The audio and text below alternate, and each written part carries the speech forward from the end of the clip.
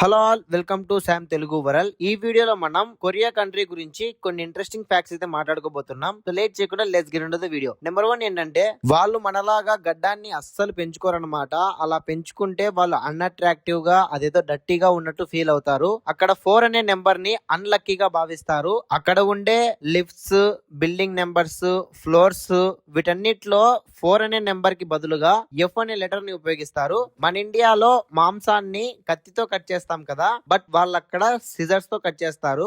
మనం daily brush ని 2 times కానీ 1 టైం కానీ, అసలు కొంతమంది బ్రష్ చేయని వాళ్ళు కూడా ఉంటారు మహానుభావులు. బట్ కొరియాలో రోజుకు 3 టైమ్స్ బ్రష్ చేస్తారు, అది కూడా బ్రేక్ఫాస్ట్, లంచ్, డిన్నర్ తర్వాత.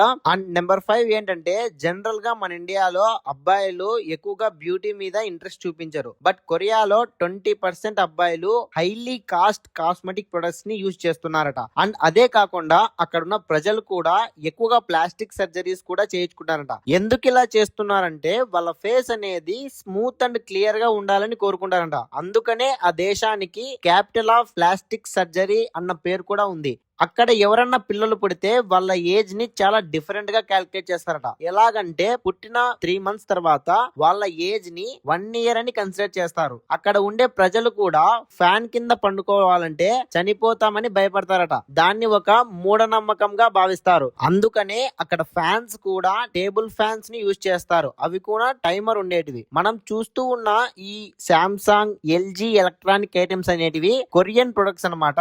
కొరియా కంట్రీ అనేది ఎలక్ట్రానిక్స్ మ్యానుఫ్యాక్చర్ లో కూడా చాలా వెల్ డెవలప్డ్ కంట్రీ అని చెప్పవచ్చు. కొరియాలో రెడ్ ఇంక్ ని యూజ్ చేసి ఏదైనా రాయడం అనేది నిషేధం అన్నమాట. వాళ్ళు రెడ్ ని symbol of death and bad luck గా భావిస్తారు. అండ్ లాస్ట్ నెంబర్ 10 ఏంటంటే మన ఇండియాలో ఎవరైనా పర్సన్ ని మీట్ అయితే కామన్ గా అడిగే క్వశ్చన్ ఏంటంటే how are you, but Korea peoples have you eaten rice అని అడుగుతారు. ఇలా ఎందుకు చేస్తారంటే ఎదుటి వారి యొక్క హెల్త్ ని ఫుడ్ ద్వారా కేర్ చేయడం అనేది వాళ్ళ యొక్క కల్చర్ అని చెబుతున్నారు. ఐ హోప్ మీకు ఈ వీడియో అనేది ఇన్ఫర్మేటివ్ గా అనిపించిందని అనుకుంటున్నాను. ఇంకా మీకు ఏమైనా కొరియన్ కంట్రీ గురించి తెలిసింటే కామెంట్ లో తెలపండి. ఇంకా మీలో ఎవరైనా కొరియన్ డ్రామా చూస్తుంటే కామెంట్ లో ఎస్ అని కామెంట్ చేయడం మర్చిపోకండి. Thanks for watching my video.